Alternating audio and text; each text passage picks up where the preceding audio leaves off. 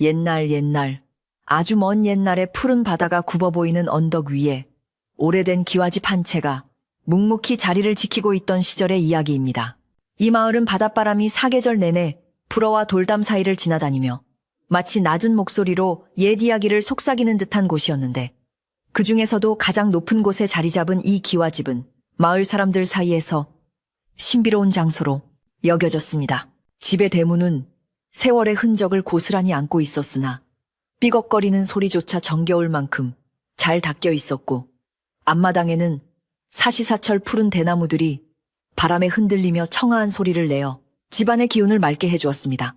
마을 사람들은 이 집을 덕이 높은 선비가 살던 곳이라 하여 존경하는 마음으로 바라보았고, 밤이 되면 은은하게 새어나오는 불빛을 보며 하루를 마무리하곤 했습니다. 이 기와집의 안채 깊숙한 곳, 조상님들을 모시는 사당에는 아주 특별한 물건 하나가 전해져 내려오고 있었는데, 그것은 바로 사람의 형상을 닮은 듯 하면서도 묘하게 신비로운 빛을 내는 인어 양초였습니다. 보통의 양초는 밀랍이나 짐승의 기름으로 만들었다면 그을음이 생기고 냄새가 나기 마련이지만, 이 인어 양초는 심지에 불을 붙여도 그을음이 전혀 없을 뿐만 아니라 오히려 깊은 바다 내음 같은 상쾌하고 맑은 향기를 내뿜어 방안을 가득 채웠습니다. 더욱 신기한 것은 아무리 오랜 시간 불을 밝혀도 초가 줄어드는 법이 없다는 점이었는데, 집안 어르신들은 이것이 먼 옛날 바다에서 구해온 귀한 재료로 만들어졌으며 조상님의 보살핌이 깃들어 있기 때문이라고 믿었습니다.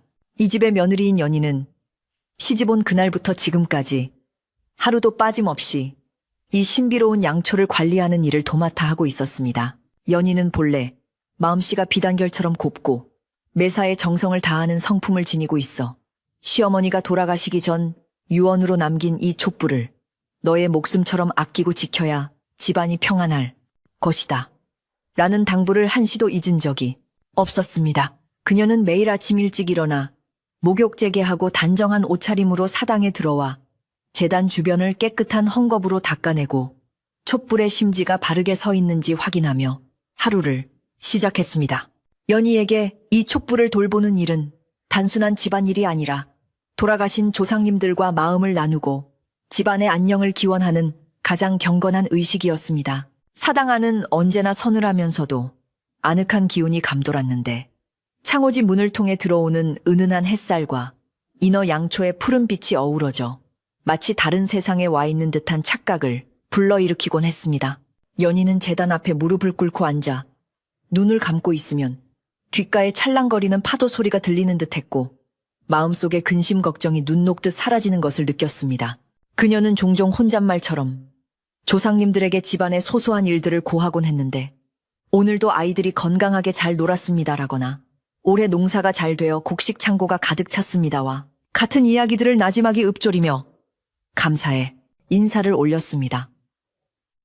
그러면 촛불은 마치 그녀의 말을 알아듣기라도 한 듯 가볍게 일렁이며 화답해 주는 것만 같았습니다. 어느 날 밤 바닷바람이 유난히 거세게 불어 문풍지가 요란하게 떨리는 날이었는데, 연희는 잠을 이루지 못하고 다시 사당으로 발걸음을 옮겼습니다. 혹시나 거센 바람에 문이 열려 귀한 촛불이 꺼지지는 않을까 하는 걱정 때문이었는데, 다행히 사당 문은 굳게 닫혀 있었고 방 안에는 여전히 따뜻하고 맑은 기운이 가득했습니다. 연희는 안도의 한숨을 내쉬며 촛대 가까이 다가가 심지를 살펴보았는데, 불꽃이 평소보다 조금 더 밝고 영롱한 빛을 띠고 있는 것을 발견했습니다. 그 불빛은 마치 깊은 바닷속에서 반짝이는 진주처럼 영롱하여 한참을 들여다보고 있어도 눈이 부시지 않았고 오히려 마음이 차분하게 가라앉는 기분을 느끼게 해주었습니다. 연희는 촛불을 바라보며 시어머니가 들려주셨던 인어, 양초에 얽힌 옛 이야기를 떠올렸는데, 먼 옛날 이 집안의 선조가 풍랑을 만나 바다 한가운데서 표류하다가 신비로운 인어의 도움을 받아 목숨을 구했다는 전설이었습니다. 선조는 그 은혜에 보답하고자 인어가 전해준 신비한 기름으로 초를 만들어 제단에 올렸고, 그 후로 집안은 날로 번창하고 자손들이 큰 탈 없이 잘 자라게 되었다고 했습니다. 연희는 그 이야기가 단순한 전설이 아니라 이 촛불 속에 정말로 누군가의 간절한 마음과 신비한 힘이 깃들어 있음을 믿어 의심치 않았습니다. 그렇기에 그녀는 자신이 이 불을 지키는 파수꾼이 된 것을 무한한 영광으로 여겼으며 어떤 어려움이 닥쳐도 이 불만은 꺼트리지 않겠다고 다짐했습니다. 계절은 어느덧 늦가을로 접어들어 마당에 쌓인 낙엽들이 바스락거리는 소리를 내고 밤 공기는 제법 쌀쌀해져 옷깃을 여미게 만드는 시기가 되었습니다. 이맘때가 되면 집안은 1년 중 가장 중요한 행사인 대제사를 준비하느라 눈코 뜰 새 없이 바빠지기 시작했는데 연희는 그 중에서도 제사에 쓰일 제기를 닦고 제물을 준비하는 일에 온 정성을 쏟았습니다. 그릇 하나하나를 꺼내어 고운 재로 문지르고 마른 행주로 닦아내면 그릇 표면에 연희의 얼굴이 거울처럼 비칠 정도로 반짝거렸습니다. 그녀는 부엌과 사당을 오가며 몸이 고단할 법도 했지만 조상님을 모시는 일에 소홀함이 있어서는 안 된다는 생각에 힘든 내색 한번 하지 않고 묵묵히 자신의 일을 해나갔습니다. 이 집에는 연희를 친딸처럼 아껴주는 늙은 하인, 복 영감이 있었는데 그는 젊은 시절부터 이 집안의 대소사를 도맡아 하며 평생을 보낸 충직한 사람이었습니다. 복 영감은 허리가 굽고 머리가 하얗게 새었지만 눈빛만은 여전히 맑고 총기 있어 집안 돌아가는 사정을 누구보다 잘 알고 있었습니다. 그는 연희가 밤늦도록 사당을 지키고 있으면 따뜻한 숭늉 한 그릇을 들고 와 아기씨 밤이 깊었는데 이제 그만 들어가 쉬시지요. 촛불은 제가 지키고 있겠습니다라고 말하며 걱정스러운 표정을 짓곤 했습니다. 연희는 그런 복영감의 마음이 고마워 옅은 미소를 지으며 괜찮습니다. 영감님, 저는 이 불빛을 보고 있으면 피로가 풀리는 것 같습니다. 영감님께서 먼저 들어가 주무세요라고 답하며 그의 등을 토닥여 주었습니다. 복영감은 연희의 고집을 꺾을 수 없다는 것을 잘 알기에 혀를 차며 물러나곤 했지만 마음속으로는 연희의 지극한 정성에 깊이 감복하고 있었습니다. 그는 마을 사람들에게 틈날 때마다 우리 집 며느님 같은 분은 세상 천지에 없을 걸세. 그 정성이 하늘에 닿아 우리 집안이 이리 평온한 것이지라고 칭찬을 아끼지 않았습니다. 마을 아낙네들은 냇가에 모여 빨래를 하며 복 영감의 말을 전해 듣고는 암 그렇고 말고 김대감댁 며느리는 효부 중에 효부지. 그댁 촛불이 100년이 넘도록 꺼지지 않는 것도 다 그 정성 덕분이라네 하며 맞장구를 쳤습니다. 이렇게 연희의 덕망과 인어, 양초의 신비함은 마을 사람들 사이에서 아름다운 이야기로 퍼져나갔습니다. 하지만 세상 일이라는 것이 늘 평온할 수만은 없는 법이라 맑은 하늘에 갑자기 먹구름이 끼듯 평화롭던 이 집안에도 심상치 않은 기운이 감지되기 시작했습니다. 제사를 며칠 앞둔 어느 날 오랫동안 왕래가 없던 먼 친척인 만석이라는 자가 불쑥 찾아왔다는 소식이 들려왔기 때문입니다. 만석은 본래 욕심이 많고 성격이 포악하여 집안 어르신들의 눈밖에 난 인물이었는데 몇 해 전 사업에 실패하고 노름판을 전전하다가 빈털터리가 되었다는 소문이 돌던 참이었습니다. 연희는 만석이 찾아왔다는 소리에 가슴 한구석이 서늘해지는 것을 느꼈지만 손님을 홀대할 수 없는 집안의 법도에 따라 정성껏 다과상을 차려 대접하기로 했습니다. 사랑채에 머물게 된 만석은 도착하자마자 집안 곳곳을 기웃거리며 탐욕스러운 눈빛을 감추지 않았는데 특히 감나가는 물건들을 볼 때마다 침을 꿀꺽 삼키며 손으로 만지작거리는 모습이 영락없는 도둑의 형상이었습니다. 그는 복 영감에게 거드름을 피우며 이 집안 살림이 예전보다 더 불어난 것 같군. 다 조상님 덕분 아니겠나 라고 비꼬듯이 말하곤 했습니다. 복 영감은 그런 만석의 태도가 못마땅했지만 꾹 참고 예의를 갖추어 대할 뿐이었습니다. 연희는 사랑채 쪽에서 들려오는 만석의 큰 목소리와 거친 웃음소리가 사당의 고요함을 깨뜨리는 것 같아 마음이 불편했지만 애써 침착함을 유지하며 촛불을 지키는 일에 더욱 집중하려 노력했습니다. 저녁이 되어 어둠이 깔리자 연희는 여느 때와 같이 사당으로 향했는데 복도를 지나던 중 우연히 만석이 누군가와 통화하는 소리 같은 혼잣말을 엿듣게 되었습니다. 그래 소문대로라면 그 촛대가 보통 물건이 아니란 말이지. 그걸 팔면 내 빚을 다 갚고도 남을 거야. 연희는 그 말을 듣는 순간 가슴이 철렁 내려앉으며 손에 들고 있던 촛농 닦는 수건을 떨어뜨릴 뻔했습니다. 만석이 노리는 것이 단순히 밥 한 끼나 노잣돈이 아니라 집안의 보물인 인어, 양초와 촛대라는 사실을 알게 되었기 때문입니다.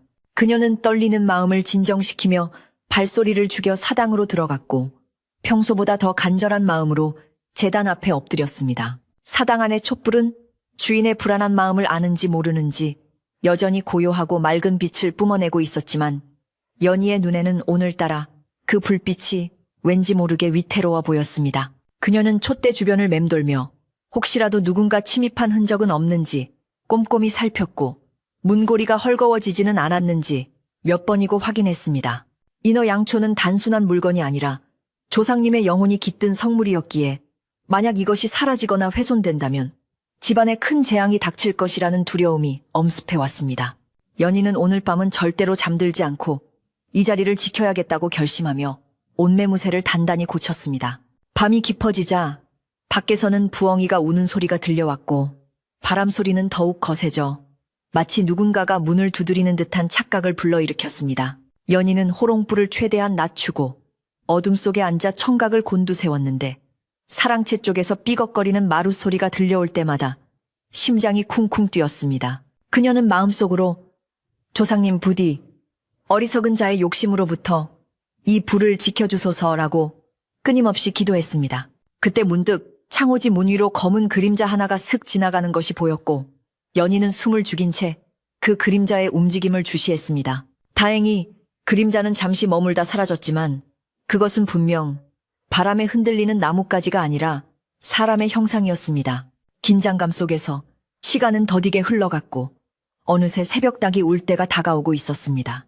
연희는 밤새 뜬 눈으로 촛불을 지켰다는 안도감과 함께 몰려오는 피로를 느꼈지만 정신을 바짝 차리기 위해 차가운 물 한 모금을 마셨습니다. 촛불은 밤새 타올랐음에도 불구하고 길이는 전혀 줄어들지 않았고 방 안 가득한 바다 향기는 여전히 싱그러웠습니다. 이 신비로운 향기가 연희의 머리를 맑게 해주었고 그녀는 다시금 용기를 얻어 다가올 시련에 맞설 준비를 했습니다. 날이 밝으면 만석이 어떤 행동을 보일지 알 수 없었기에 그녀는 복 영감과 상의하여 대책을 마련해야겠다고 생각했습니다. 아침 햇살이 창살 틈으로 스며들자 사당 안은 다시금 밝은 기운으로 가득 찼고 연희는 조심스럽게 문을 열고 밖으로 나갔습니다. 마당에는 복 영감이 벌써 나와 마당을 쓸고 있었는데 그의 얼굴에도 수심이 가득해 보였습니다. 연희가 다가가 간밤에 있었던 일과 자신이 들은 이야기를 조용히 전하자 복 영감의 눈썹이 꿈틀거리며 굳은 표정을 지었습니다. 역시 내 예감이 틀리지 않았군요. 그 작자가 그냥 인사나 하러 온 게 아니었습니다. 복 영감은 빗자루를 쥔 손에 힘을 주며 단호하게 말했습니다. 아기씨 걱정 마십시오. 제가 두 눈 부릅뜨고 지킬 것입니다. 감히 조상님 재단에 손을 대려는 자는 살아서 이 문을 나가지 못할 것입니다. 복 영감의 든든한 말에 연희는 조금이나마 마음의 위안을 얻었지만 불안감은 여전히 가시지 않았습니다. 그녀는 부엌으로 가서 아침밥을 지으면서도 온통 사당 쪽에 신경이 곤두서 있었고 밥물이 끓어 넘치는 것도 모를 정도로 깊은 생각에 잠겨 있었습니다. 소뚜껑이 달그락거리는 소리에 퍼뜩 정신을 차린 연희는 서둘러 불을 조절하며 자신을 책망했습니다. 정신 차려야 해. 내가 흔들리면 집안 전체가 흔들리는 거야. 그녀는 따뜻한 밥을 푸며 마음을 다잡았고 오늘 하루도 무사히 지나가기를 간절히 바랐습니다. 아침 식사 자리에서 만석은 아무 일도 없었다는 듯 뻔뻔한 얼굴로 밥을 두 그릇이나 비우며 역시 이 집 밥맛이 최고야 라고 너스레를 떨었습니다. 식사가 끝난 후 만석은 이쑤시개를 입에 물고 마당을 거닐며 사당 쪽을 유심히 관찰했는데 그 눈빛이 마치 먹잇감을 노리는 매처럼 날카로웠습니다. 그는 지나가는 하인들에게 저 사당 문은 왜 항상 닫혀 있는 건가? 안에 뭐 대단한 보물이라도 숨겨둔 게야? 라고 슬쩍 떠보기도 했습니다. 하인들은 저곳은 조상님을 모시는 신성한 곳이라 함부로 열어둘 수 없습니다. 라고 대답하며 자리를 피했지만 만석의 집요한 질문은 멈추지 않았습니다. 연희는 안방에서 바느질을 하면서도 마당에서 들려오는 만석의 목소리에 귀를 기울였고 그가 사당 근처를 배회할 때마다 바늘에 손가락을 찔릴 뻔했습니다. 오후가 되자 마을 이장님이 제사 준비를 돕기 위해 찾아왔는데 만석은 이장님에게도 부침성 좋게 말을 걸며 자신을 소개했습니다. 제가 이 집안의 장조카 되는 사람입니다. 이번 제사에 큰 도움을 드리고자 왔지요. 그의 능청스러운 거짓말에 이장님은 고개를 갸웃거리면서도 예의상 인사를 나누었습니다. 연희는 만석이 마을 사람들에게까지 자신의 존재를 알리고 무언가 일을 꾸미려 한다는 생각에 더욱 경계심을 갖게 되었습니다. 만석은 틈만 나면 요즘 세상에 저런 낡은 촛대 하나가 무슨 대수라고 팔아서 돈으로 바꾸면 논밭을 몇 마지기는 더 살 텐데라는 둥 헛소문을 퍼뜨리며 사람들의 마음을 흔들려 했습니다. 해질 무렵 연희는 다시 사당으로 들어가 촛불을 살피고 기름을 닦아냈습니다. 인어 양초는 여전히 꿋꿋하게 타오르고 있었지만 그 불꽃이 미세하게 떨리는 것이 느껴졌습니다. 마치 다가올 폭풍우를 예감하고 불안해하는 것처럼 보였습니다. 연희는 걱정 마세요. 제가 꼭 지켜드릴게요 라고 속삭이며 촛대 앞에 정화수 한 그릇을 새로 올렸습니다. 맑은 물에 비친 촛불은 두 개가 되어 더욱 밝게 빛났고 그 빛은 연희의 마음에 굳건한 용기를 심어주었습니다. 그녀는 사당 문을 닫고 나오며 자물쇠를 다시 한번 확인했고 복영감에게 밤새 순찰을 강화해달라고 부탁했습니다. 그날 밤 마을 전체가 잠든 깊은 시각에도 연희의 방에는 불이 꺼지지 않았습니다. 그녀는 문갑에서 돌아가신 시어머니가 물려주신 낡은 염주를 꺼내어 손에 쥐고 기도를 올렸습니다. 부디 이 집안에 드리운 검은 그림자를 거두어 주시고 맑고 깨끗한 기운만이 남게 하소서. 염주알이 부딪히는 소리가 적막한 방 안에 울려 퍼졌고 연희의 간절함은 밤하늘의 별들에게까지 닿을 듯했습니다. 사당 안의 인어 양초도 주인의 마음을 아는 듯 그 어느 때보다 높고 곧은 불꽃을 피워 올리며 어둠을 몰아내고 있었습니다. 바다에서 온 신비한 촛불과 그 불을 지키려는 며느리의 정성, 그리고 탐욕을 품은 침입자의 그림자가 얽히며 긴장감은 점점 고조되어 갔습니다. 밤바람이 잦아들고 파도 소리만이 고요하게 들려오는 시간. 연희는 잠시 눈을 붙이려 자리에 누웠지만 귓가에는 여전히 사당의 촛불이 타오르는 소리가 환청처럼 들려왔습니다. 타닥타닥. 그것은 나무가 타는 소리가 아니라 누군가의 심장이 뛰는 소리 같기도 했습니다. 내일이면 제사 준비가 본격적으로 시작될 것이고 만석의 행동도 더욱 대담해질 것이 분명했습니다. 하지만 연희는 두려워하지 않기로 했습니다. 그녀에게는 100년 넘게 꺼지지 않은 인어, 양초의 신비한 힘과 집안을 지켜온 조상님들의 가호가 함께하고 있었기 때문입니다. 그렇게 폭풍전야와도 같은 고요한 밤이 깊어가고 있었습니다. 날이 밝았지만 마을을 감싸는 아침, 안개는 평소보다 짙고 무겁게 내려앉아 사람들의 시야를 흐리고 있었습니다. 마치 무언가 좋지 않은 일이 일어날 것을 예고라도 하듯 바다 쪽에서 불어오는 바람조차 눅눅하고 비릿한 냄새를 머금고 있었습니다. 연희는 평소처럼 일찍 일어나 마당을 쓸었지만 빗자루 끝에 걸리는 낙엽들이 오늘따라 유난히 거칠게 느껴져 마음이 편치 않았습니다. 간밤에 잠을 설친 탓인지 머리가 지끈거렸지만 그녀는 애써 미소를 지으며 부지런히 몸을 움직여 아침을 준비했습니다. 사랑채의 문이 벌컥 열리더니 부스스한 머리를 한 만석이 하품을 크게 하며 나왔는데 그의 눈은 아직 잠기운이 가득하면서도 묘하게 번들거리며 사당 쪽을 가장 먼저 곁눈질했습니다. 만석은 마당 한가운데서 기지개를 켜며 과장된 몸짓으로 주변을 두리번거리더니 짐짓 걱정스러운 표정을 지으며 연희에게 다가왔습니다. 재수씨, 간밤에 잠은 잘 주무셨소. 나는 웬일인지 가위에 눌려 통잠을 못 잤지. 뭐요? 이 집에 뭔가 무거운 기운이 있는 게 틀림없소. 그는 혀를 차며 너스레를 떨었지만 연희는 그의 말 속에 뼈가 있음을 단번에 알아차릴 수 있었습니다. 만석은 연희의 반응을 살피듯 집요하게 시선을 맞추며 말을 이었습니다. 내 생각에는 그 사당에 있는 촛불 때문인 것 같소. 밤새도록 꺼지지 않는 불이라니 그게 어디 사람이 쓰는 물건이겠소. 귀신이나 도깨비가 붙은 물건이지. 그의 목소리는 낮았지만 며느리의 마음을 흔들기에 충분할 만큼 날카로웠습니다.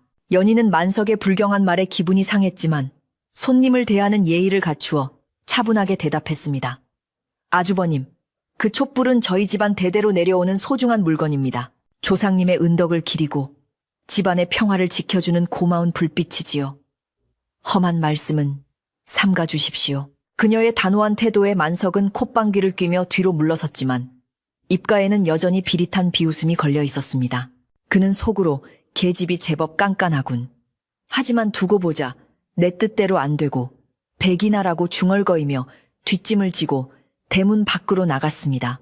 연희는 멀어지는 만석의 뒷모습을 보며 가슴 한구석이 답답해져 오는 것을 느꼈고 서둘러 사당으로 가서 촛불이 무사한지 확인하고서야 안도의 한숨을 내쉬었습니다. 마을로 내려간 만석은 본격적으로 자신의 검은 속내를 드러내기 시작했는데 그는 사람들이 많이 모이는 우물가나 장터 어귀를 찾아다니며 헛소문을 퍼뜨렸습니다. 마침 그물 손질을 하고 있던 어부들에게 다가가 담배를 권하며 은근슬쩍 말을 꺼냈습니다. 이보게들, 요즘 고기가 통 안 잡힌다면서 내가 듣자 하니 저기 언덕 위 기와집에 있는 요상한 촛불 때문이라던데.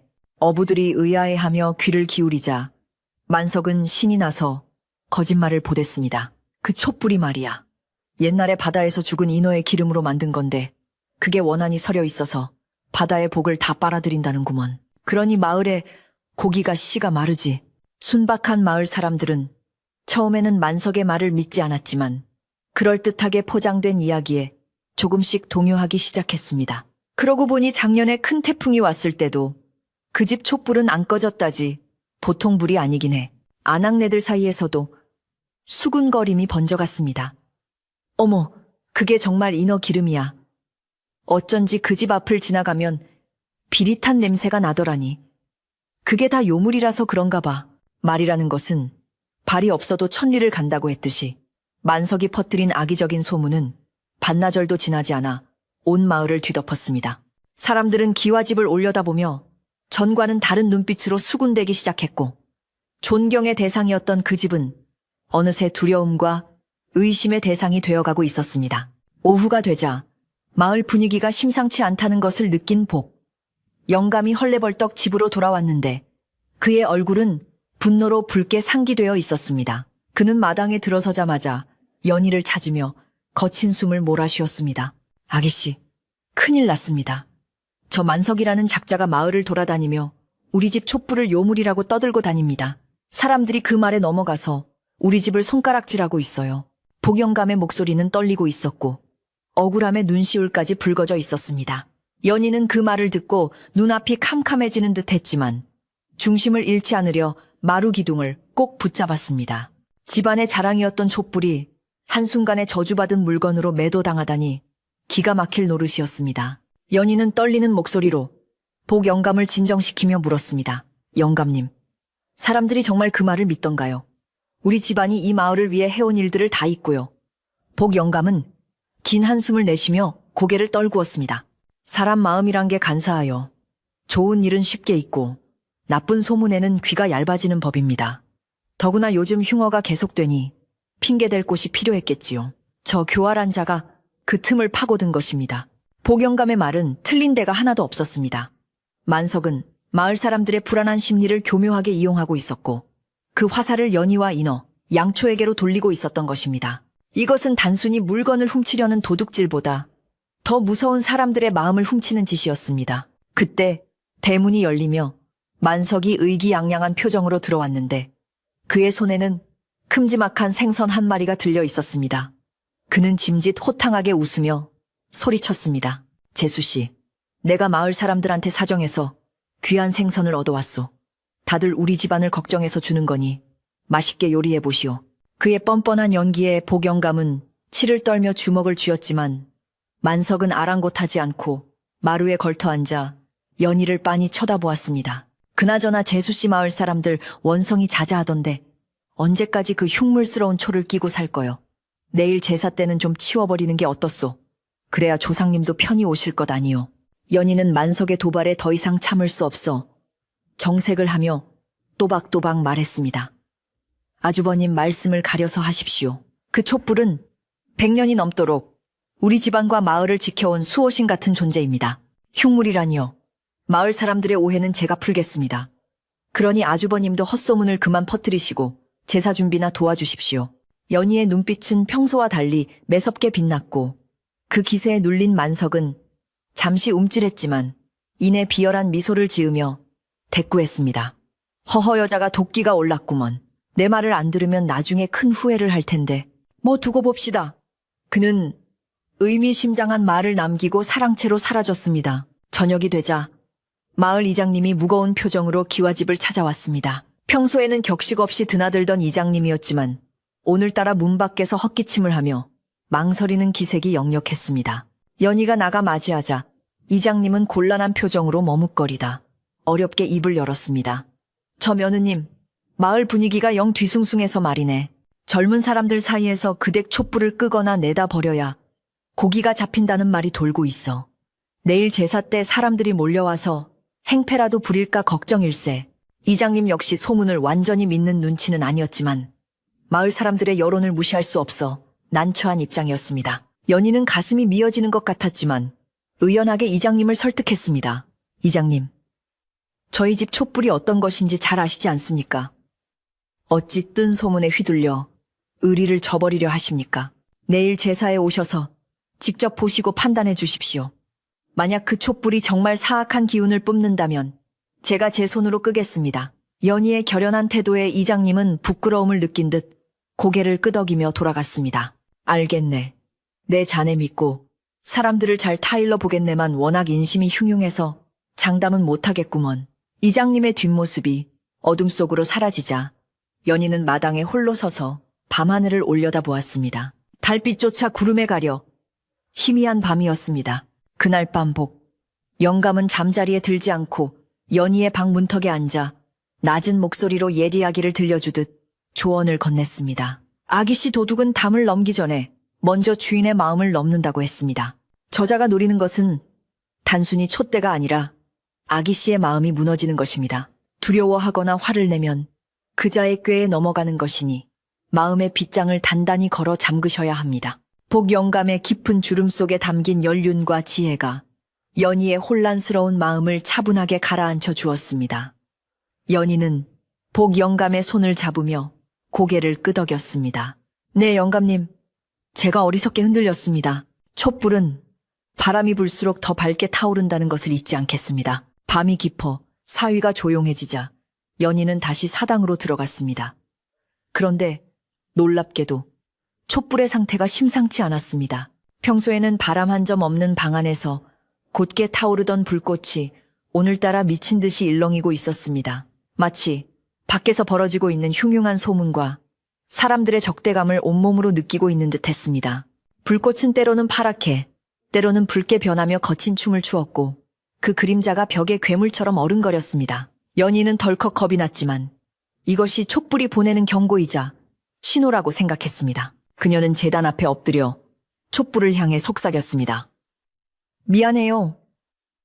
제가 당신을 의심하는 사람들로부터 지켜주지 못해서 화가 나셨나요? 그때 사당 밖에서 인기척이 느껴지더니 창호지 문에 구멍이 뽕 뚫리는 소리가 들렸습니다. 누군가 손가락에 침을 발라 문구멍을 뚫고 안을 훔쳐보는 것이 분명했습니다. 연희는 소스라치게 놀라 뒤를 돌아보았지만 밖은 칠흑 같은 어둠뿐이었습니다. 누구십니까? 라고 소리쳐 물었지만 돌아오는 것은 바람 소리와 풀벌레 소리뿐이었습니다. 연희는 직감적으로 그것이 만석의 소행임을 알았습니다. 그는 이제 노골적으로 사당을 감시하고 연희가 지치거나 실수하기만을 기다리고 있는 것이었습니다. 이 집안에서조차 안전한 곳은 없다는 생각에 등골이 서늘해졌습니다. 연희는 자리에서 일어나 사당 문을 활짝 열어젖혔습니다. 숨어서 지키는 것보다 당당하게 맞서는 편이 낫다고 판단했기 때문입니다.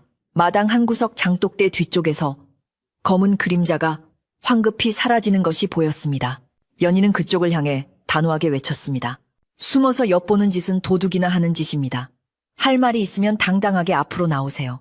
그녀의 목소리는 밤 공기를 가르며 쩌렁쩌렁 울렸고 사랑채 쪽에서도 기침 소리가 들려왔습니다. 만석은 연희가 겁을 먹고 움츠러들 줄 알았는데 오히려 사자처럼 맞서 나오자 당황한 기색이 역력했습니다. 잠시 후 만석이 짐짓 자다 깬 척하며 마당으로 나왔습니다. 아니 밤중에 웬 소란이오. 잠 좀 잡시다.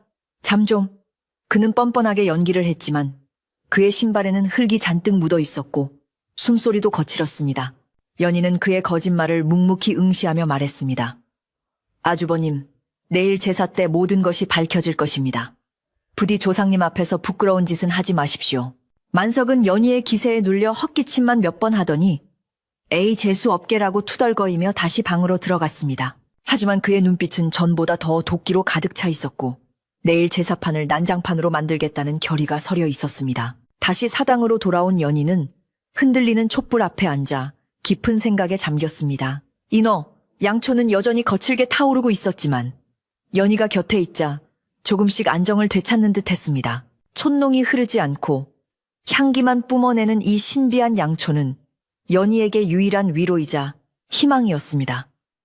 그녀는 문득 시어머니가 돌아가시기 전에 해주신 말씀이 떠올랐습니다.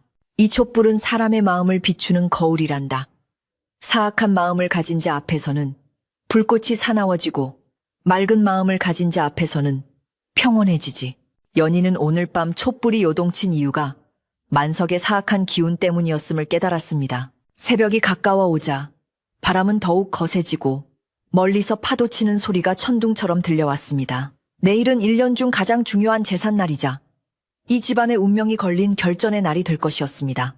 마을 사람들의 오해를 풀고 탐욕스러운 만석의 소나귀에서 인어 양초를 지켜낼 수 있을지 연희는 확신할 수 없었습니다. 하지만 그녀는 포기하지 않기로 했습니다. 이 촛불이 꺼진다는 것은 곧 집안의 정신이 꺼지는 것이나 다름없었기에 그녀는 자신의 모든 것을 걸고 이 불을 지키겠다고 다짐했습니다. 그녀의 눈물 한 방울이 툭 떨어져 바닥을 적셨지만 촛불은 그 눈물을 위로하듯 따스한 빛으로 그녀를 감싸 안았습니다. 날이 밝기 전 가장 어두운 시간, 연희는 제단 위에 올려진 정화수를 새로 갈았습니다. 차가운 물에 손을 담그자 정신이 번쩍 들며 흐트러진 마음이 정돈되었습니다.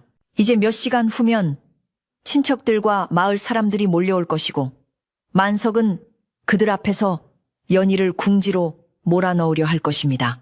연희는 마음속으로 가상의 싸움을 벌이며 할 말을 정리하고 어떤 상황에서도 당황하지 않도록 마음의 준비를 단단히 했습니다. 복영감도 잠들지 않고 마당을 서성이며 낫을 갈고 있었는데 그 소리가 묘하게 연희에게 힘이 되었습니다. 주인을 지키려는 충직한 하인의 마음이 쇠를 가는 소리에 담겨 있었기 때문입니다. 동이 터오자 붉은 해가 바다 위로 솟아올랐지만 구름에 가려 빛은 희미했습니다. 마을 곳곳에서는 제사 준비를 돕기 위해 사람들이 움직이는 소리가 들려왔지만 예전처럼 활기찬 소리가 아니라 왠지 모르게 무겁고 조심스러운 기색이었습니다. 연희는 하얀 소복으로 갈아입고 머리를 단정히 빗어 넘겼습니다. 거울 속에 비친 그녀의 얼굴은 며칠 새 많이 야위었지만 눈빛만은 그 어느 때보다 강인하게 빛나고 있었습니다. 그녀는 사당을 나오며 문을 단단히 걸어 잠그고 열쇠를 품속 깊이 넣었습니다. 이제 주사위는 던져졌고 피할 수 없는 싸움이 시작되려 하고 있었습니다. 집 안팎으로 팽팽한 긴장감이 감돌았습니다. 만석은 아침부터 비단 옷을 차려입고 마당을 거들먹거리며 일찍 도착한 먼 친척들에게 촛불에 대한 험담을 늘어놓고 있었습니다. 글쎄, 그 촛불 때문에 우리 집안 기운이 다 쇠했다니까요. 오늘 내가 단판을 지을 겁니다. 친척들은 반신반의하면서도 만석의 기세에 눌려 고개를 끄덕거렸습니다. 연희는 부엌에서 음식 준비를 지휘하며 그들의 이야기를 다 듣고 있었지만 동요하지 않고 묵묵히 전을 부치고 탕을 끓였습니다. 음식 냄새가 집안 가득 퍼지자 만석의 헛소리도 잠시 묻히는 듯 했습니다. 그러나 이것은 폭풍이 몰아치기 직전의 고요함일 뿐 언제 터질지 모르는 시한 폭탄과도 같은 상황이었습니다. 마침내 제사 시간이 다가오고 마당에는 마을 사람들과 친척들로 가득 찼습니다. 사람들의 시선은 모두 사당 쪽으로 쏠려 있었고 그 눈빛 속에는 호기심과 의심 그리고 두려움이 뒤섞여 있었습니다. 연희는 품속의 열쇠를 꽉 쥐며 심호흡을 했습니다. 인어 양초는 아직 굳게 닫힌 사당 안에서 홀로 타오르고 있을 것이었습니다. 과연 이 촛불이 오늘 밤 어떤 기적을 보여줄지 아니면 만석의 말대로 저주가 되어 집안을 삼킬지 모든 것은 연희의 정성과 하늘의 뜻에 달려 있었습니다. 연희는 마루로 나서며 사람들을 향해 고개를 들었습니다. 이제 진실을 밝힐 시간이었습니다. 제사 준비가 한창인 기와집 안팎은 사람들의 발길로 분주했지만 그 공기는 명절에 들뜬 흥겨움보다는 무거운 침묵과 긴장감으로 가득 차 있었습니다. 먼 곳에서 찾아온 친척들은 마당에 들어서자마자 서로 눈인사만 짧게 나누고는 약속이나 한 듯 사당 쪽을 힐끔거렸습니다. 하늘은 금방이라도 비를 뿌릴 듯 잔뜩 흐려 있었고 바다에서 불어오는 바람은 습하고 차가워 뼈마디를 시리게 했습니다. 마당 한가운데 선 만석은 마치 자신이 이 집의 주인이라도 된 양 뒷짐을 지고 거드름을 피우며 손님들을 맞이했는데 그의 입가에 걸린 비릿한 미소는 보는 이로 하여금 알 수 없는 불쾌감을 자아내기에 충분했습니다. 그는 친척들이 도착할 때마다 오시느라 고생하셨소. 집안 꼴이 말이 아니라 면목이 없소이다라며 은근슬쩍 집안의 분위기를 깎아내리는 말을 흘렸습니다. 부엌에서는 연희와 마을 안악들이 제사 음식을 장만하느라 눈코 뜰 새 없이 움직이고 있었지만 솥뚜껑 부딪히는 소리조차 조심스러웠습니다.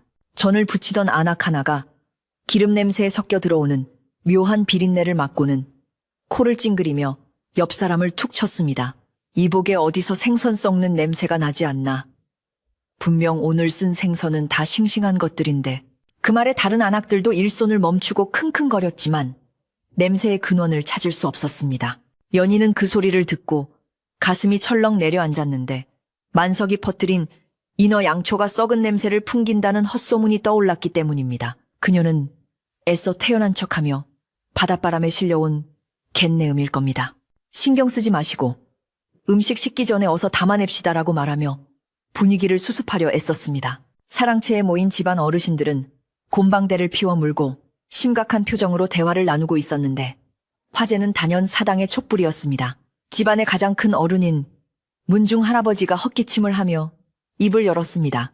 만석이 말이 그 촛불 때문에 마을 인심이 흉흉하고 고기도 안 잡힌다니. 이게 무슨 변고란 말인가. 우리 대에 와서 조상님을 욕보이는 건 아닌지 모르겠네. 그러자 옆에 앉아있던 만석이 기다렸다는 듯 끼어들었습니다. 할아버님 말씀이 100번 지당하십니다. 제가 며칠 지켜보니 그 촛불 기운이 예사롭지 않습니다. 밤마다 이상한 소리가 들리고 불꽃이 파랗게 변해 춤을 추는데 그게 어디 조상님의 은덕이겠습니까? 분명 잡귀가 붙은 게 틀림없습니다. 만석은 침을 튀기며 열변을 토했고 어르신들의 표정은 점점 더 어두워졌습니다.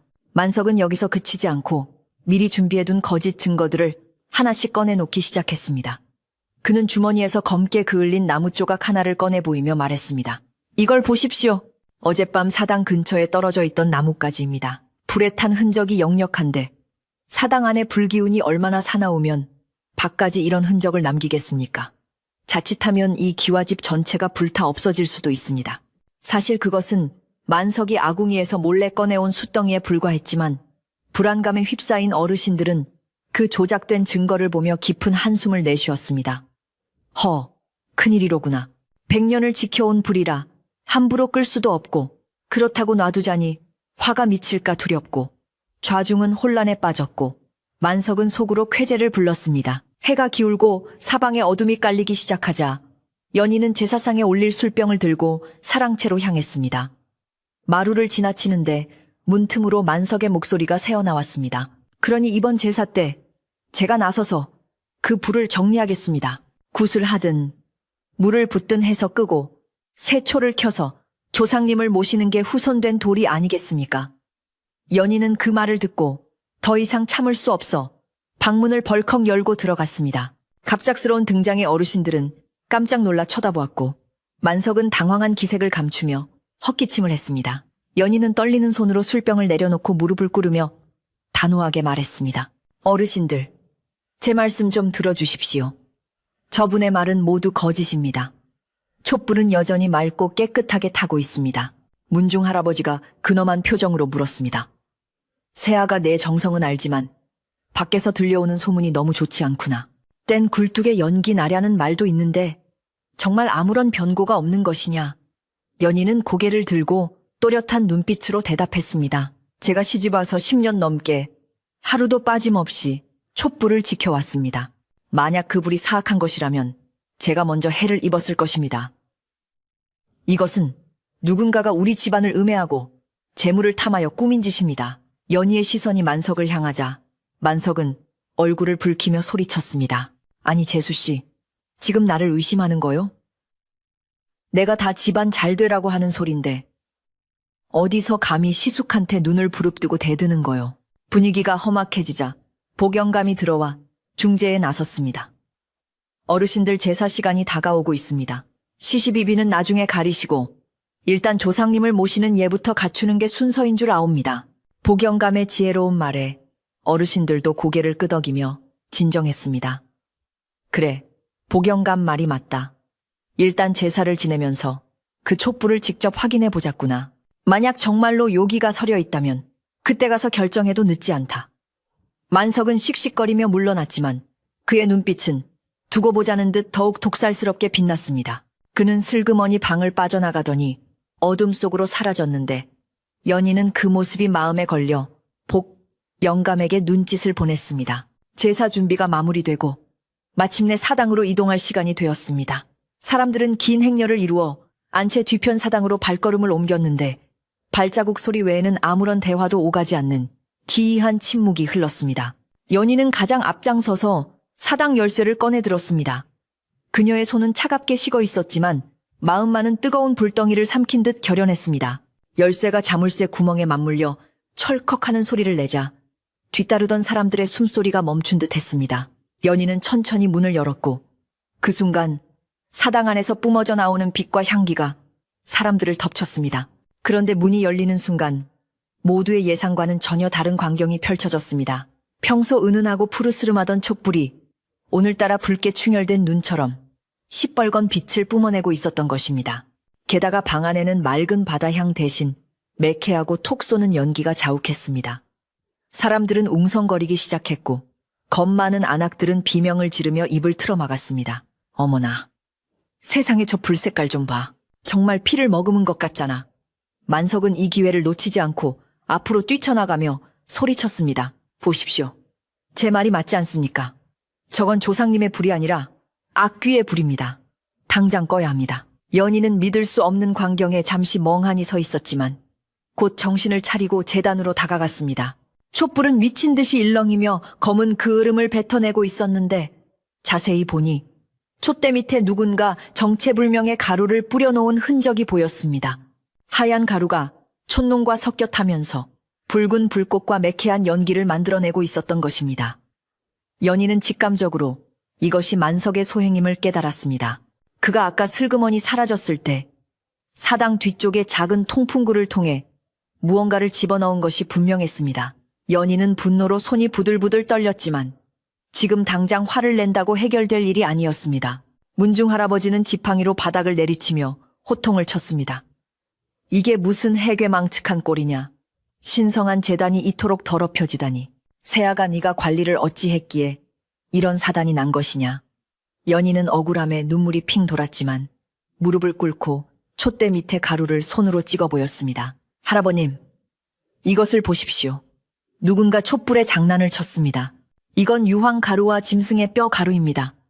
불꽃색을 바꾸고 악취를 풍기게 하려고 일부러 뿌린 것입니다. 하지만 흥분한 사람들의 귀에는 연희의 해명이 제대로 들리지 않았습니다. 이미 공포심에 사로잡힌 마을 사람들은 문 밖에서 부를 거라 하며 아우성을 치기 시작했습니다. 만석은 득에양양한 표정으로 부엌에서 물 한 바가지를 떠와서는 제단 앞으로 성큼성큼 걸어갔습니다. 비키시오. 내 이 요물을 꺼서 집안의 우환을 없애겠소. 그가 물을 뿌리려는 찰나 연희가 몸을 날려 촛대를 가로막았습니다. 안 됩니다. 이 불은 100년을 이어온 우리 집안의 혼입니다. 절대 끌 수 없습니다. 물바가지에서 쏟아진 물이 연희의 등과 어깨를 적셨지만 그녀는 꼼짝도 하지 않고 촛불을 감싸 안았습니다. 촛불은 연희의 몸 뒤에서 여전히 위태롭게 타오르고 있었지만 그녀의 간절한 보호 덕분에 꺼지지는 않았습니다. 순간 정적이 흘렀습니다.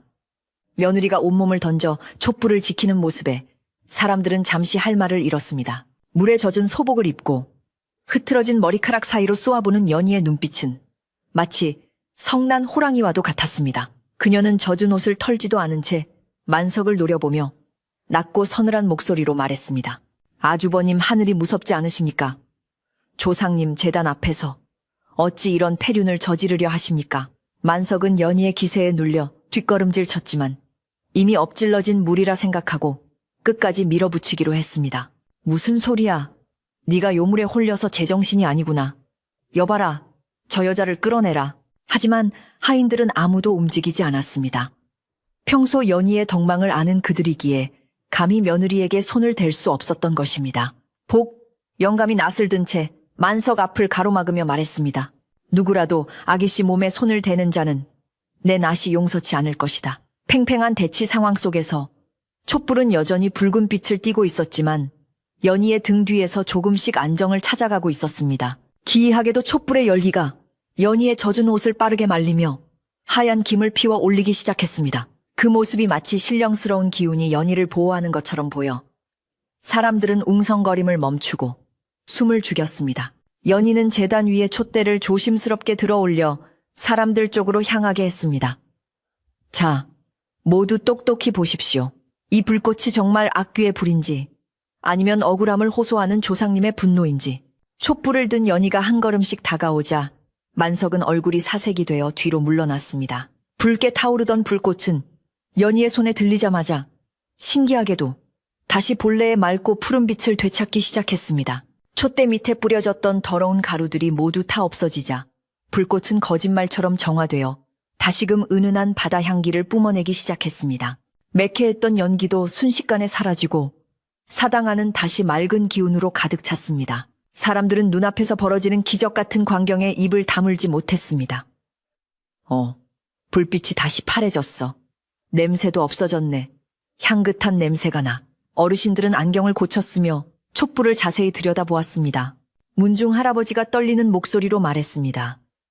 이건 조상님께서 노하셨다가 며느리의 정성에 감동하여 다시 마음을 돌리신 게야. 여론이 순식간에 뒤집히자 만석의 얼굴은 흑빛으로 변했습니다. 그는 이건 속임수야. 저 여자가 요술을 부린 거야. 라고 발악했지만 그의 목소리는 공허하게 허공을 맴돌 뿐이었습니다. 연희는 촛대를 다시 제단 위에 정중히 내려놓고 만석을 향해 돌아섰습니다.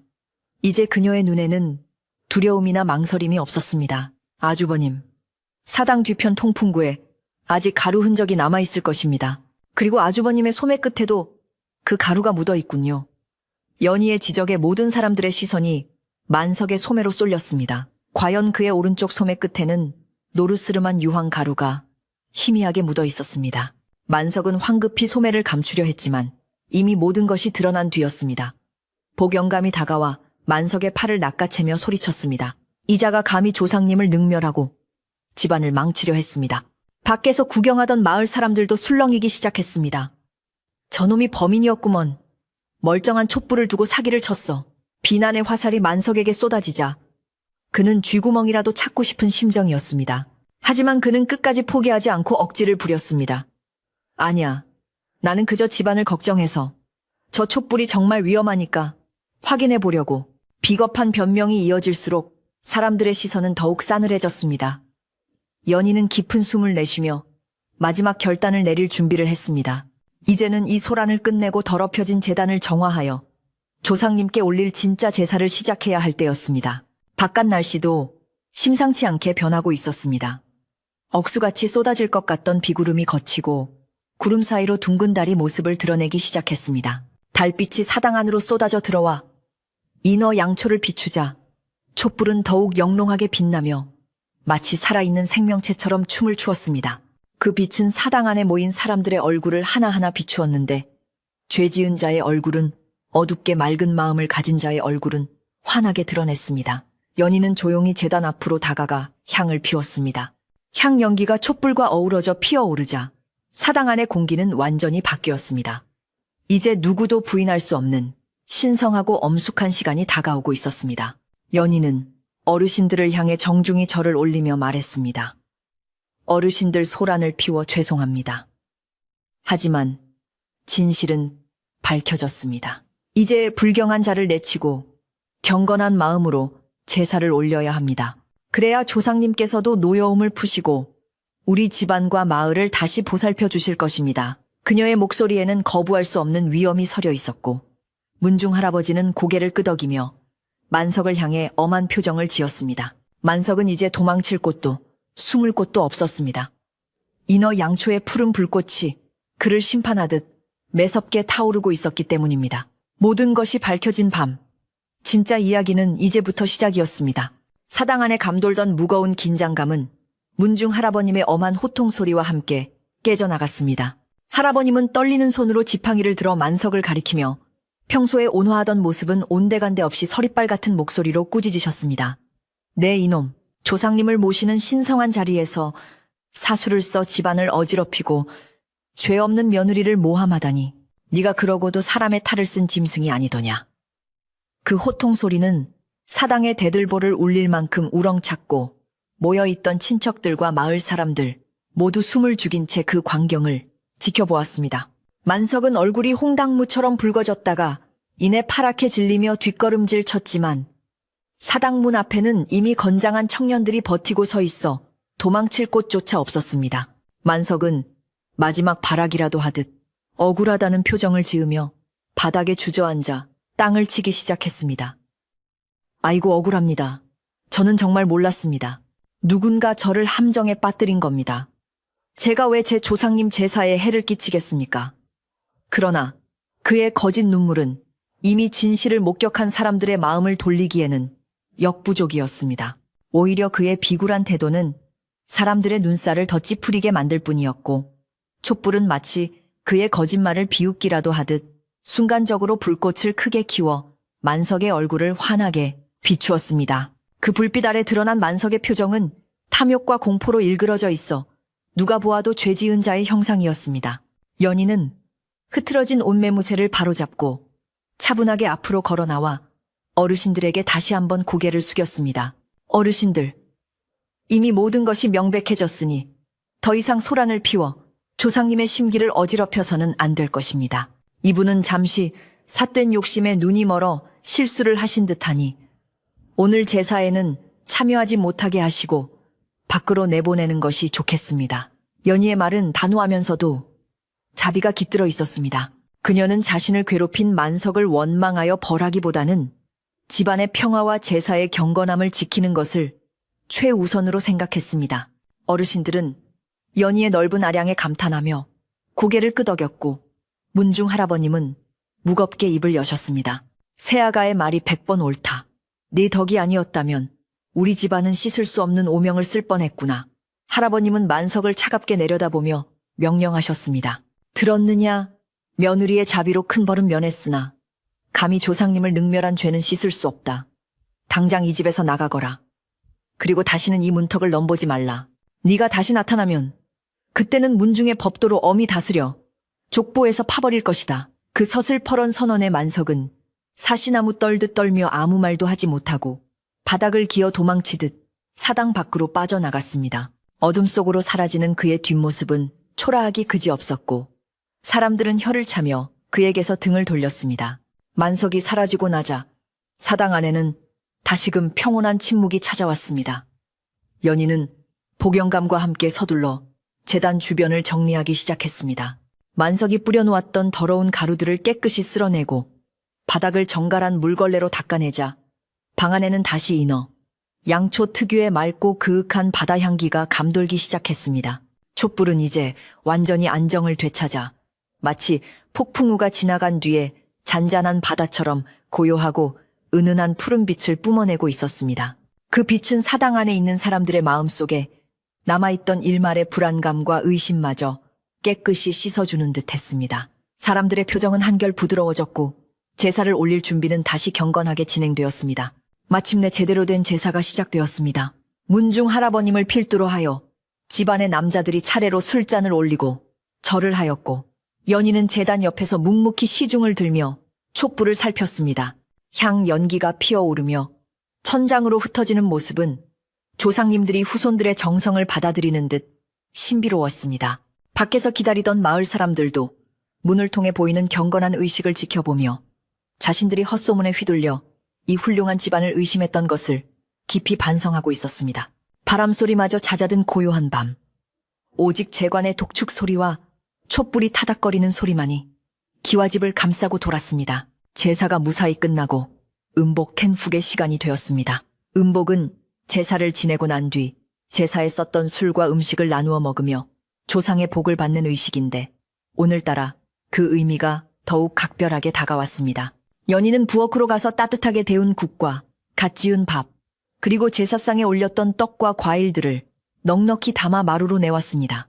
김이 모락모락 나는 탕국에서는 구수한 냄새가 진동하여 긴장하느라 굳어있던 사람들의 위장을 따뜻하게 녹여주었습니다. 사랑채와 안채마루, 그리고 마당의 멍석 위까지 상이 차려졌고 집안 사람들은 물론 구경 왔던 마을 사람들까지 모두 둘러앉게 되었습니다. 연희는 마당에 멍석을 깔고 앉은 마을 사람들에게 직접 술을 따르며 인사를 건넸습니다. 추운 날씨에 밖에서 기다리시느라 고생 많으셨습니다. 변변찮지만 따뜻한 국이라도 한 그릇 드시고 몸을 녹이십시오. 모두가 한마음으로 걱정해 주신 덕분에 무사히 제사를 마쳤습니다. 그녀의 따뜻한 말 한마디에 마을 사람들은 몸 둘 바를 몰라 하며 고개를 숙였습니다. 이장님은 술잔을 받아들고 머뭇거리다 어렵게 입을 열었습니다. 며느님, 우리들이 정말 면목이 없습니다. 귀가 얇아 엉뚱한 소문만 믿고 댁을 험담하고 의심했으니 이 죄를 어찌 다 갚겠습니까? 연희는 빙그레 웃으며 이장님의 술잔에 술을 채워드렸습니다. 아닙니다, 이장님. 사람인지라 그럴 수 있지요. 오해가 풀렸으면 된 것입니다. 오히려 이번 일로 우리 촛불의 영험함이 증명되었으니 전화위복이 아니겠습니까? 자, 어서 드세요. 국이 식겠습니다. 연희의 너그러운 태도에 마을 사람들은 감동하여 눈시울을 붉히기도 했습니다. 그들은 탕국을 후루룩 마시며 그 따뜻한 온기에 마음의 빗장을 완전히 풀었습니다. 역시 이댁 며느님은 보살이야 보살. 국물 맛이 정말 끝내주는 구먼. 속이 다 시원해지네. 곳곳에서 칭찬과 안도의 한숨이 터져 나왔습니다. 마루 위에서는 어르신들이 인어 양초를 바라보며 술잔을 기울이고 있었습니다. 문중 할아버님은 촛불을 그윽하게 바라보며 말씀하셨습니다. 허허, 참으로 기이한 일이로다. 아까는 그렇게 사납게 타오르더니 지금은 저리도 얌전할 수가 있나. 마치 우리 조상님들이 흐뭇하게 웃으시는 것 같지 않은가. 옆에 앉은 친척들도 맞장구를 쳤습니다. 그러게 말입니다. 역시 명불허전이라더니 이 집안의 촛불 이야기가 헛말이 아니었습니다. 우리도 오늘 큰 구경을 하고 큰 가르침을 얻어갑니다. 그들은 서로 술을 권하며 집안의 안녕과 연희의 덕행을 칭송했습니다. 술과 음식이 들어가자 분위기는 한층 부드럽고 화기애애해졌습니다. 아까의 험악했던 분위기는 온데간데 없고 오랜만에 만난 친척들과 이웃들이 서로 안부를 묻고 웃음꽃을 피웠습니다.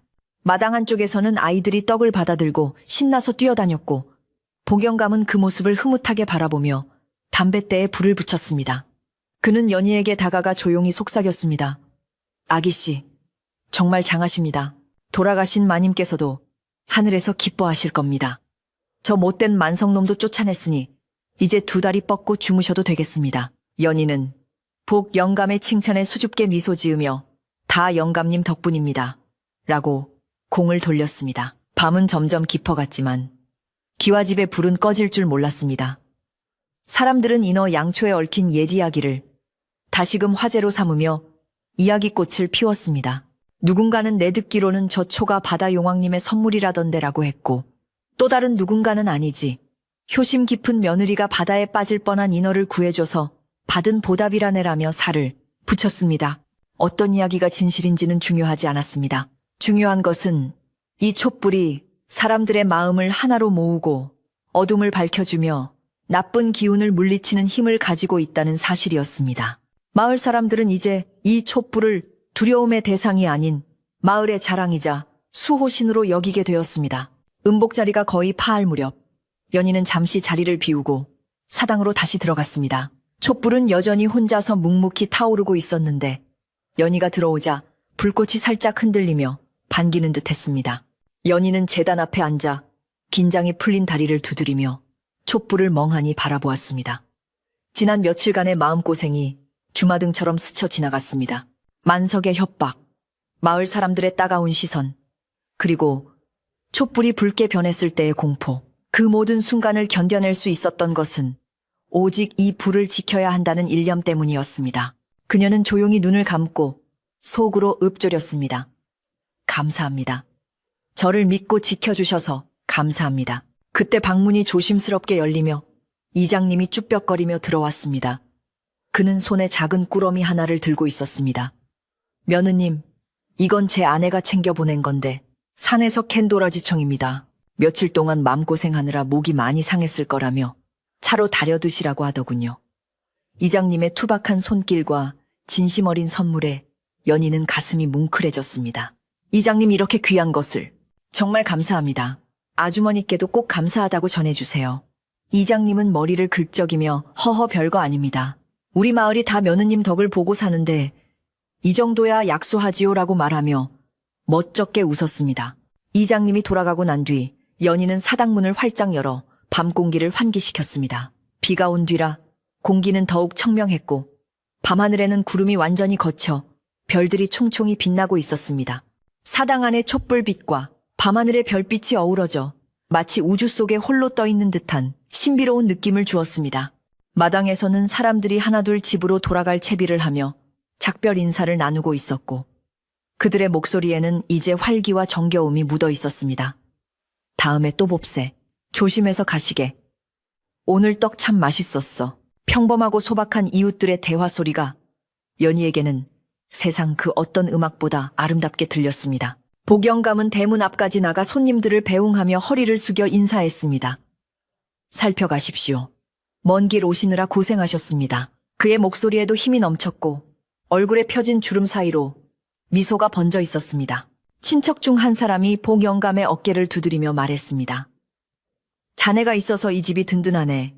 앞으로도 우리 조카 며느리 잘 부탁하네. 복영감은 염려 마십시오. 제 뼈가 으스러지는 한이 있어도 이 집과 아기 씨는 제가 지킬 것입니다라고 씩씩하게 대답했습니다. 그 모습을 지켜보던 연희는 든든한 지원군이 곁에 있다는 사실에 다시 한번 감사를 느꼈습니다. 마지막 손님까지 모두 돌아가고 대문이 닫히는 소리가 둔탁하게 울렸습니다. 기와집은 다시 고요에 잠겼지만 전과는 다른 종류의 고요함이었습니다. 불안과 공포가 서린 정막이 아니라 모든 일이 순리대로 풀리고 난 뒤에 찾아오는 평화롭고 안락한 정적이었습니다. 연희는 부엌으로 돌아가 남은 그릇들을 정리하기 시작했습니다. 달그락거리는 그릇 소리가 경쾌하게 울려 퍼졌고 그녀는 흥얼흥얼 콧노래까지 불렀습니다. 몸은 천근만근 무거웠지만 마음만은 깃털처럼 가벼웠기 때문입니다. 설거지를 마친 그릇들이 선반 위에서 반짝반짝 빛나고 있었습니다. 안채로 돌아온 연희는 잠든 아이들의 얼굴을 들여다보았습니다. 아이들은 어른들의 소란 속에서도 곤히 잠들어 세상 모르고 새근거리는 숨소리를 내고 있었습니다.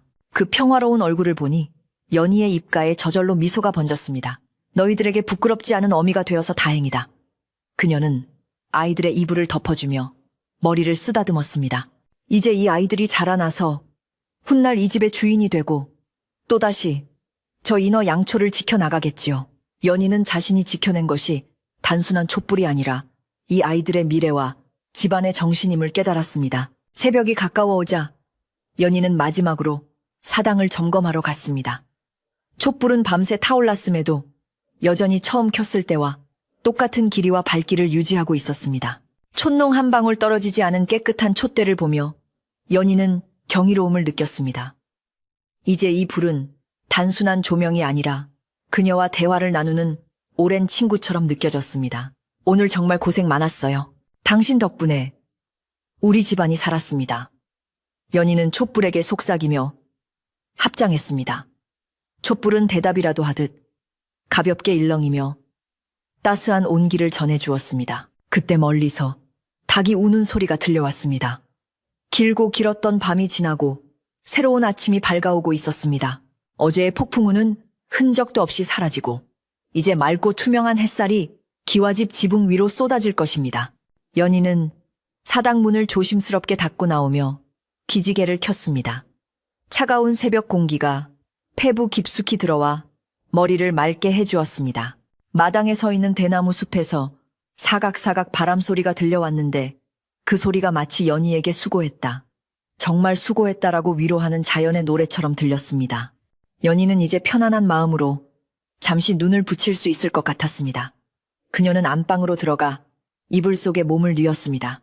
베개에 머리가 닿자마자 몰려오는 졸음은 달콤하고 부드러웠습니다. 꿈속에서 그녀는 푸른 바다 위를 나는 인어를 만날지도 모릅니다.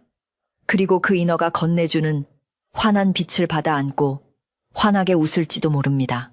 집안의 모든 걱정거리가 사라진 이 밤, 기와집의 모든 식구들은 그 어느 때보다 깊고 평온한 잠에 빠져들었습니다.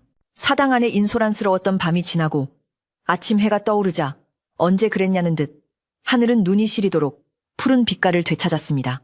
밤새 사납게 몰아치던 비바람은 거짓말처럼 멈추었고 처마 끝에 매달린 빗방울만이 아침 햇살을 머금고 영롱하게 반짝이고 있었습니다. 연희는 평소보다 조금 늦게 눈을 떴지만 몸과 마음은 깃털처럼 가벼웠습니다. 창문을 열자 맑고 차가운 공기가 방 안으로 밀려 들어왔는데 그 속에는 비에 씻긴 흙냄새와 싱그러운 풀냄새, 그리고 저 멀리서 불어오는 짭조름한 바다 내음이 기분 좋게 섞여 있었습니다. 마당의 대나무들도 간밤의 시련을 견뎌내고 더욱 푸르고 꼿꼿한 자태를 뽐내며 바람에 사각거리고 있었습니다. 부엌으로 나가 아침을 준비하려던 연희는 대문 밖이 웅성거리는 소리에 잠시 일손을 멈추었습니다. 무슨 일인가 싶어 나가보니 마을 어부들이 갓 잡아 올린 생선 바구니를 들고 서성이고 있었습니다. 그들의 얼굴은 햇볕에 검게 그을려 있었지만 표정만큼은 어린아이처럼 환하고 들떠 보였습니다. 그중 나이 지긋한 어부가 연희를 보고 쑥스러운 듯 머리를 긁적이며 앞으로 나왔습니다. 며느님 간밤에 편안하셨습니까? 오늘 새벽 조업을 나갔는데 글쎄 그물마다 고기가 가득 차서 배가 가라앉을 뻔했지 뭡니까? 이게 다 대게 촛불이 우리 바다를 다시 비춰준 덕분인 것 같아서 제일 크고 싱싱한 놈들로만 골라 가져왔습니다. 연희는 어부들의 투박하지만 진심 어린 마음에 가슴이 뭉클해졌습니다. 만석이 퍼뜨린 헛소문 때문에 마음고생을 했을 텐데도 이렇게 먼저 다가와 마음을 전하는 그들의 순박함이 고마웠습니다. 어르신, 정말 축하드립니다. 바다 용왕님께서 마을 분들의 부지런함에 감동하신 게지요. 귀한 생선을 이리 나누어 주시니 정말 감사합니다. 오늘 저녁상은 덕분에 아주 풍성해지겠습니다. 연희가 환하게 웃으며 인사를 건네자 어부들도 덩달아 웃음을 터뜨리며 바구니를 마루에 올려놓았습니다. 앞으로는 누가 뭐라 해도 우리는 이댁 촛불만 믿을 겁니다. 아며 그렇고 말고요.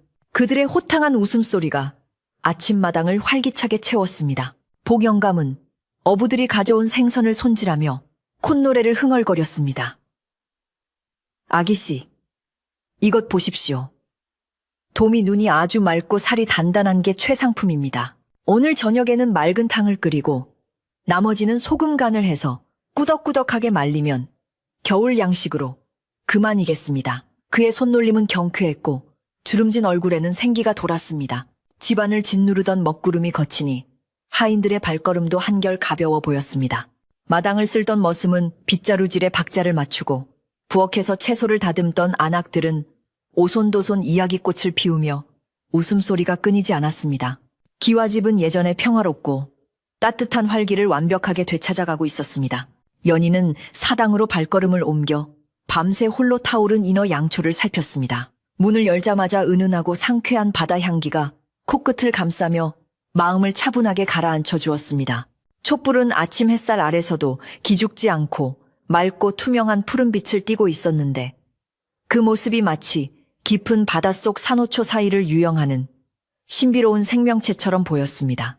연희는 촛대 주변에 떨어진 먼지 하나 없이 깨끗한 것을 확인하고 정화수를 새로 올리며 감사의 기도를 드렸습니다. 고맙습니다. 당신이 굳건히 자리를 지켜준 덕분에 우리 모두가 평화를 되찾았습니다. 앞으로도 변함없이 이 자리를 지켜주세요. 오후가 되자 마을 아낙네들이 하나둘씩 찾아와 연희에게 말을 걸었습니다. 개중에는 어제 만석의 말에 동조하여 수군거렸던 이들도 있었는데 그들은 얼굴을 붉히며 미안함을 표했습니다. 세댁, 우리가 생각이 짧았어. 그 흉흉한 소문에 괜히 겁을 먹어서 내 사죄의 뜻으로 텃밭에서 딴 호박이랑 고추 좀 가져왔네. 연희는 그들의 손을 따뜻하게 잡으며 위로했습니다. 아유, 별 말씀을요. 사람이 살다 보면 오해할 수도 있는 거지요. 이렇게 찾아와 주신 것만으로도 저는 기쁩니다. 이 호박으로 맛있는 전을 부쳐서 같이 나눠 먹어요. 연희의 넓은 아량에 아낙네들은 굳었던 마음을 풀고 마루에 걸터 앉아 도란도란 사는 이야기를 나누기 시작했습니다. 어느새 기와집은 마을 사랑방이 된 듯 정겨운 풍경이 연출되었습니다. 연희는 아낙들이 가져온 재료로 떡을 찌고 차를 우려내어 대접했습니다. 김이 모락모락 나는 시루떡을 한 조각씩 나누어 먹으며 사람들은 어젯밤에 기이했던 일들을 무용담처럼 이야기했습니다. 그때 촛불이 파랗게 변하면서 붉은 기운을 싹 잡아먹는데 내 평생 그런 구경은 처음이었어. 맞아. 그 만석이란 작자가 도망칠 때 꼴이 아주 가관이었지. 신발 한 짝은 어디다 두고 맨발로 뛰더라니까. 사람들은 이제 두려움이 아닌 즐거움으로 그날의 기억을 이야기했고 인어 양초는 마을을 지키는 영물로 칭송받게 되었습니다. 해질 무렵이 되자 연희는 저녁 식사를 준비하기 위해 부엌으로 들어갔습니다. 오늘은 특별히 고생한 가족들과 영감, 그리고 일손을 도와준 이들을 위해 푸짐한 밥상을 차리기로 했습니다. 아침에 받은 싱싱한 도미를 손질하여 무와 콩나물을 넣고 시원하게 탕을 끓이고 텃밭에서 따온 호박은 채 썰어 노릇노릇하게 전을 부쳤습니다. 가마솥에서는 오쌀밥이 고소한 냄새를 풍기며 뜸이 들고 있었고 뚝배기에서는 된장찌개가 보글보글 끓으며 구수한 향기로 집안을 가득 채웠습니다. 부엌 아궁이에 타닥거리는 장작 소리와 음식 익는 냄새가 어우러져 세상에서 가장 평화롭고 따뜻한 저녁 풍경을 만들어냈습니다. 사랑채 마루에는 하얀 못이, 적삼을 입은 어르신들이 앉아 저녁놀이 붉게 물드는 바다를 바라보고 있었습니다. 문중 할아버님은 흐뭇한 표정으로 수염을 쓰다듬으며 말씀하셨습니다. 비온 뒤에 땅이 굳어진다고 하더니 이번 일을 계기로 우리 집안의 결속이 더 단단해진 것 같구려. 저 며느리가 들어온 뒤로 집안에 웃음이 마를 날이 없으니 조상님 복을 타고난 게야. 옆에 계시던 다른 어르신도 고개를 끄덕였습니다. 그렇습니다. 촛불도 촛불이지만 그 불을 지키는 사람의 마음이 더 빛나는 법이지요. 우리가 며느리 복 하나는 타고났습니다. 그들은 연희의 정성에 깊이 감사하며 평온한 저녁 시간을 즐겼습니다. 밥상이 차려지자 온 가족이 둥근 밥상에 둘러앉았습니다. 윤기가 자르르 흐르는 하얀 쌀밥에 김이 모락모락, 나는 도미, 맑은 탕 노릇하게 구워진 생선구이, 그리고 갖가지 나물 반찬들이 상다리가 휘어질 만큼 가득했습니다. 연희는 어르신들의 국그릇에 국을 넉넉히 퍼들이며 입에 맞으실지 모르겠습니다. 많이 드시고 기운 차리세요라고 상냥하게 권했습니다. 할아버님은 국물을 한 숟가락 드시더니 어허, 국물이 아주 시원하고 깊구나. 온몸의 피로가 싹 가시는 맛이야. 라며 칭찬을 아끼지 않으셨습니다. 아이들도 생선살을 발라 밥 위에 얹어 먹으며 엄마, 정말 맛있어요 라고 엄지를 치켜 세웠습니다. 복영감도 마루 한편에 마련된 작은 상에서 식사를 했는데 밥 한 그릇을 눈 감추듯 비우고는 만족스러운 듯 배를 두드렸습니다. 아기씨 손맛은 언제 먹어도 일품입니다. 이 맛있는 밥을 먹으려고 제가 이렇게 오래 사나 봅니다. 그의 농담에 연희는 영감님도 참 앞으로 100년은 더 사셔서 제가 해드리는 밥 계속 드셔야지요 라고 웃으며 대답했습니다. 식사 자리는 내내 화기애애했고 숟가락 부딪히는 소리와 웃음소리가 마당 밖까지 흘러나갔습니다.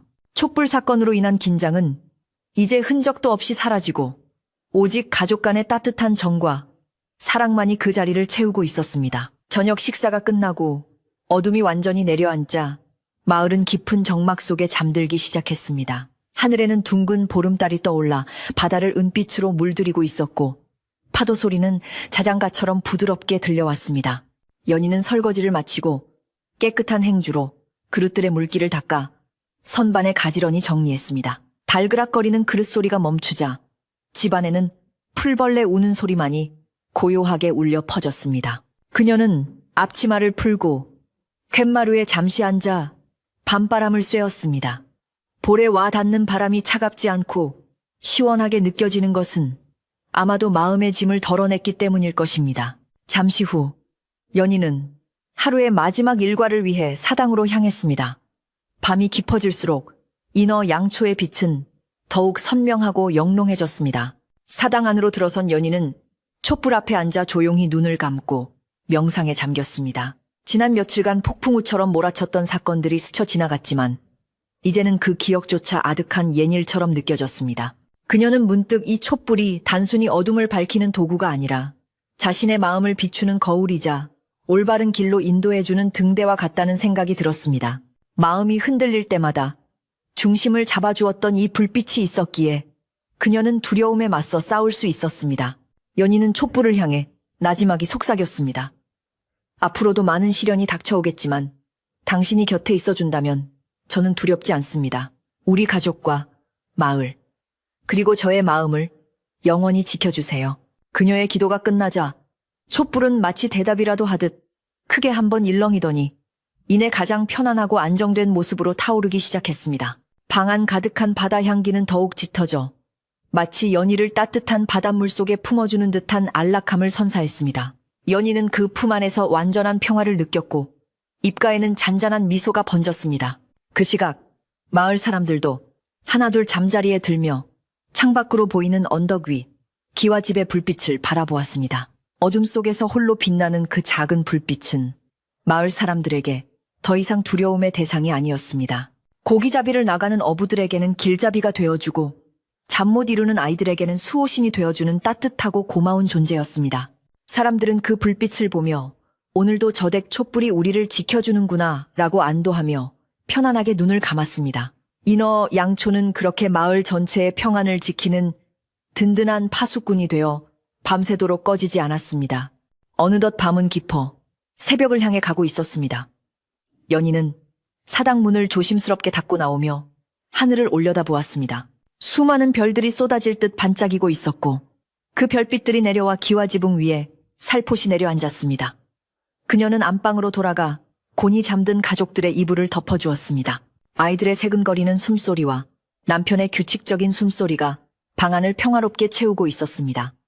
연희는 그 곁에 누워 조용히 눈을 감았습니다. 밀려오는 피로감은 달콤했고 꿈속에서는 푸른 바다 위를 자유롭게 헤엄치는 인어와 함께 춤을 추는 행복한 꿈을 꿀 것만 같았습니다. 세월은 흘러 연희도 할머니가 되고 그 후손들이 대를 이어 그 집을 지켰지만 인어, 양초에 대한 이야기는 전설이 되어 마을 사람들의 입에서 입으로 전해졌습니다. 사람들은 마음이 힘들거나 길을 잃었을 때 언덕 위 기와집에 꺼지지 않는 촛불을 보며 다시 일어설 용기를 얻곤 했습니다.